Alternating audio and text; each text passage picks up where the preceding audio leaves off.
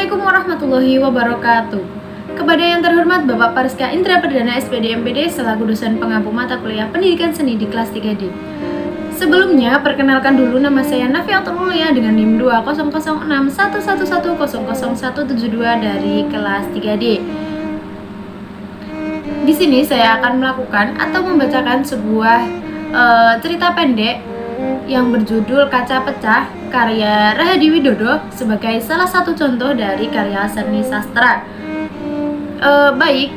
Langsung saja kita simak cerita pendek berikut. Jam 1 malam lewat 5 menit. Kelopak mataku terasa berat. Rasa penat menggelayuti seluruh tubuh. Muka dan sekujur badan terasa lengket oleh peluh yang mengering. Sejak 6 bulan yang lalu, bertugas sebagai seorang dokter di puskesmas di wilayah terpencil ini, hari ini adalah hari yang paling melelahkan bagiku. Bagaimana tidak?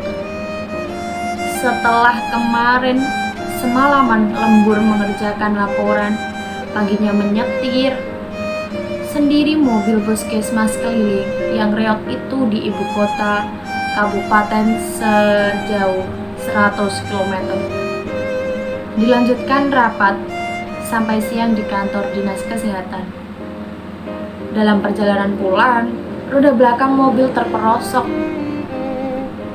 sampai ke jalannya berlumpur.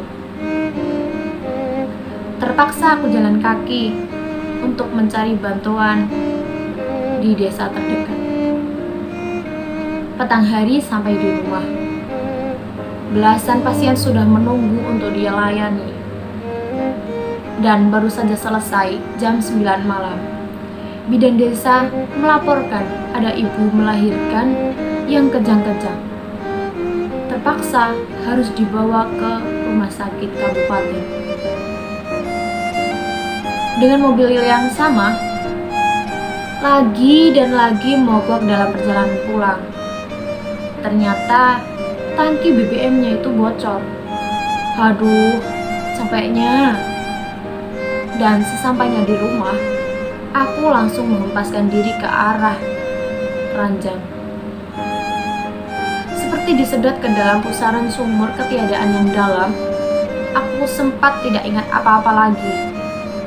Tiada mimpi, tiada igauan, hanya kehampaan yang melayang semakin dalam. Tapi tiba-tiba ada sesuatu yang menahanku, seperti kait terhujam ke belakang otakku. Kemudian dihelakan hingga berkerak naik ke permukaan. Kesadaran yang semula ku campakkan tiba-tiba kembali merengkuh dan memanggutku.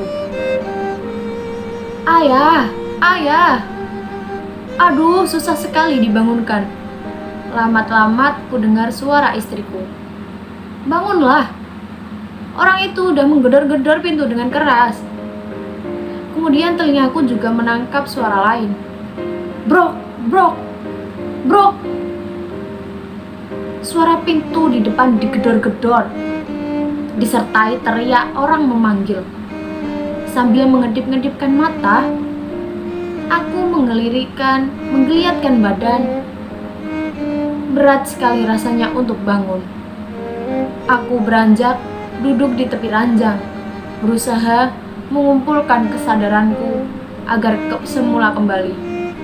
Suara gedoran di pintu semakin keras. Ketika kesadaranku baru mulai terasa penuh, suara gedoran pintu itu mulai berhenti. Hening sejurus, tiba-tiba duar! Krompiang! Aku tersentak kaget. Istriku pun demikian. Kesadaranku langsung kembali 100%. Aku bergegas menuju suara itu berasal. Di ruang depan, ruang tamu yang sekaligus dijadikan sebagai ruang praktek, kudapati kaca jendela yang sudah telah hancur. Pecahannya berserakan di lantai. Sebuah batu besar sebesar bola tenis tergeletak di meja. Ada bekas benturan di dinding, menandakan batu itu memantul di dinding sebelum jatuh di atas meja. Terlihat melalui kaca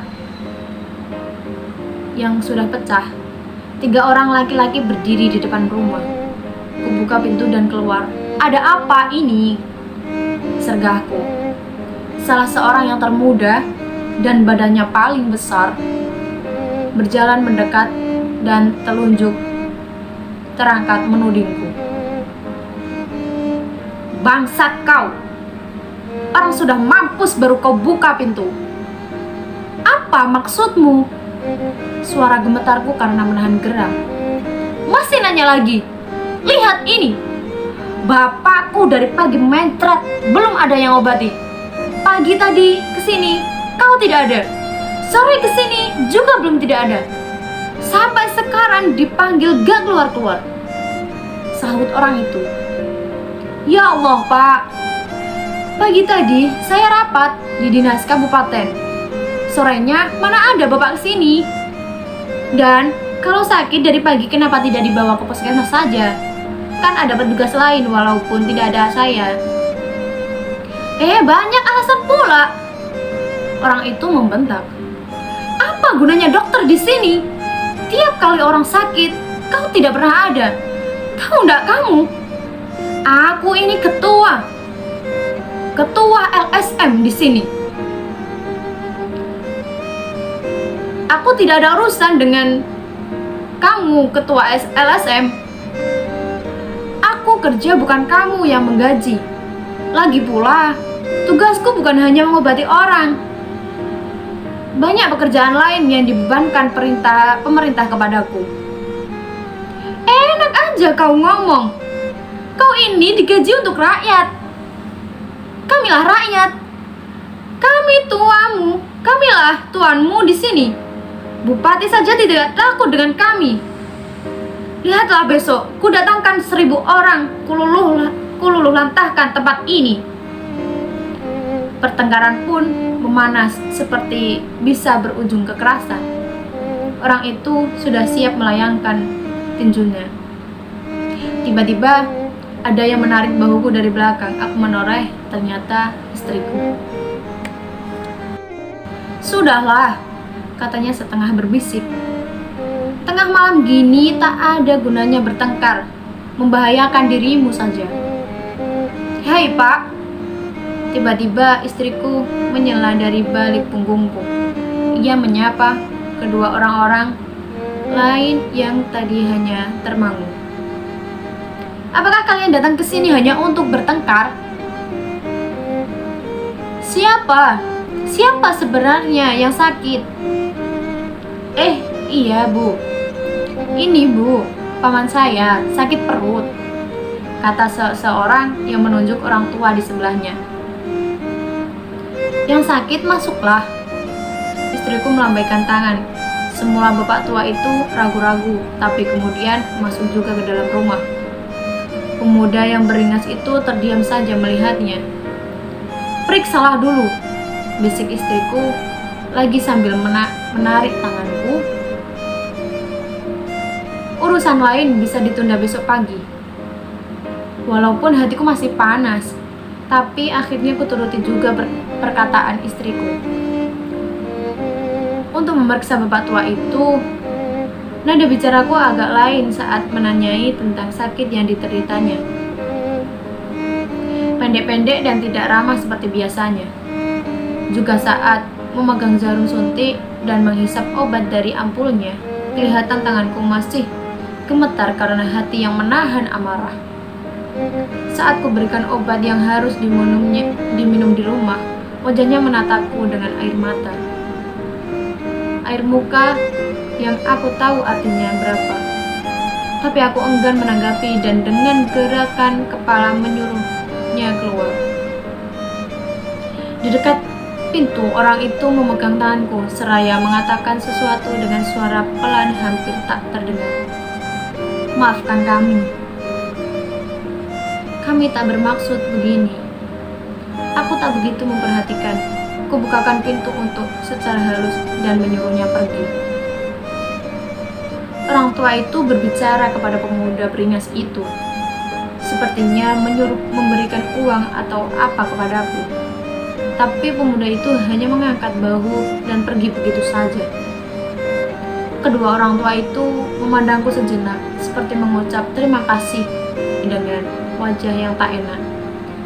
Kemudian berjalan pergi mengikuti pemuda itu. Kali ini takkan kubiarkan dia lolos begitu saja.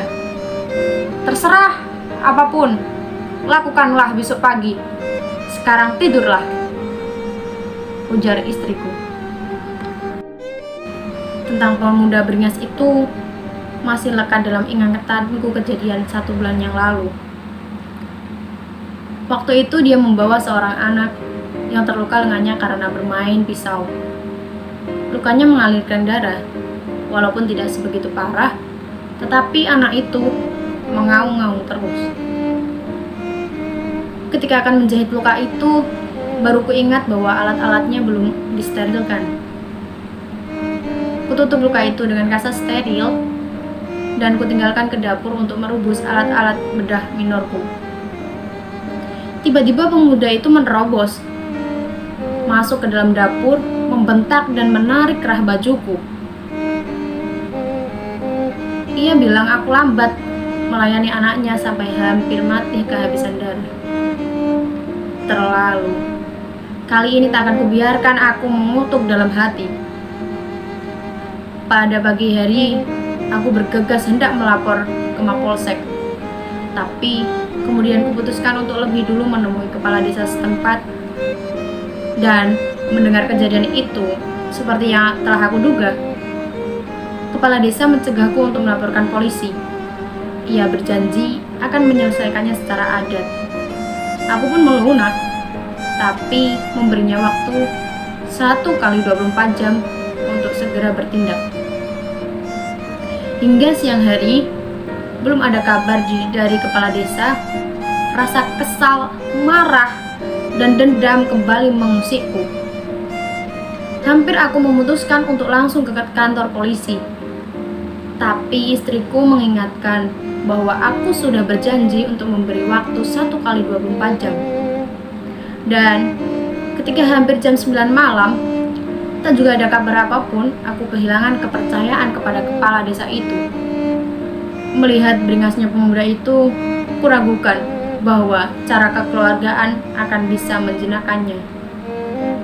Ketika aku baru saja mengunci pintu setelah pasien terakhir yang kulayani pulang, tiba-tiba ada seseorang yang mengetuk pintu.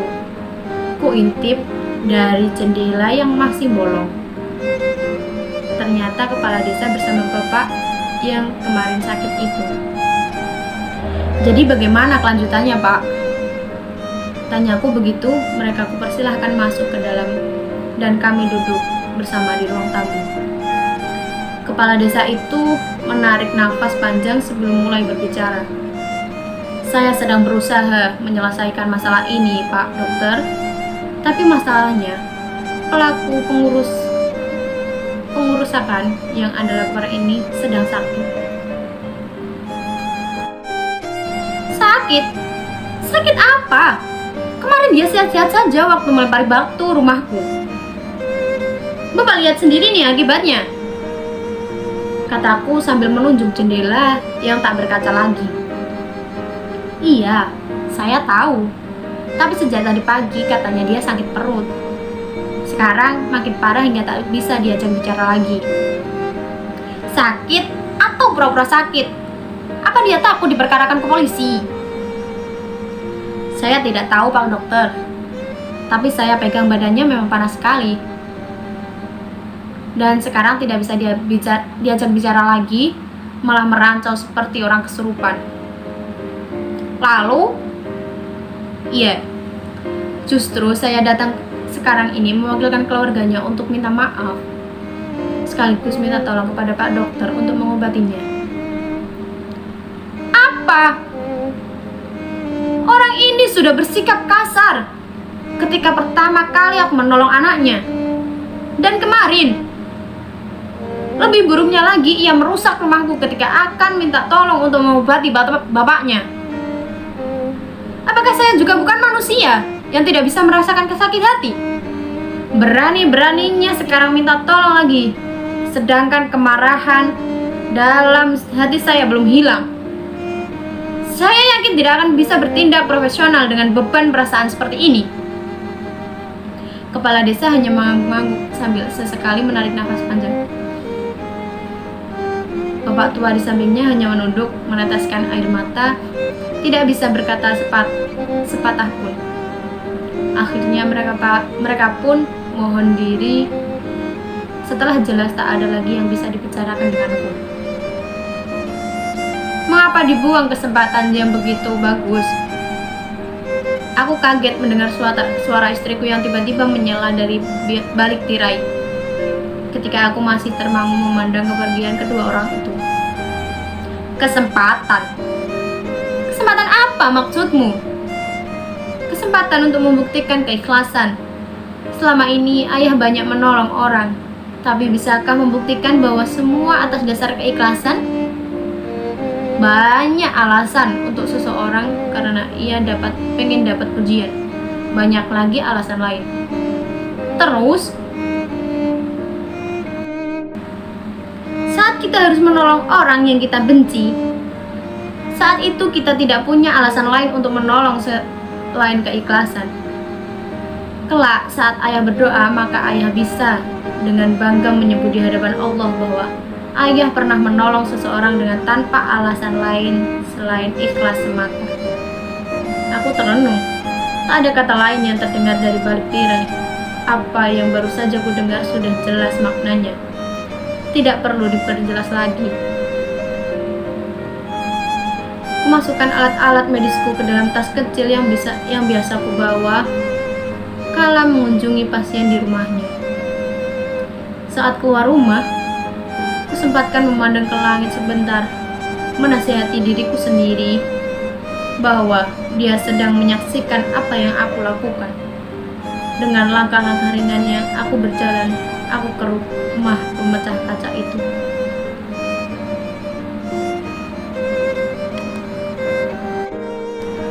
Pesan moral dari cerpen tersebut adalah tiada yang lebih besar dari sebuah keikhlasan.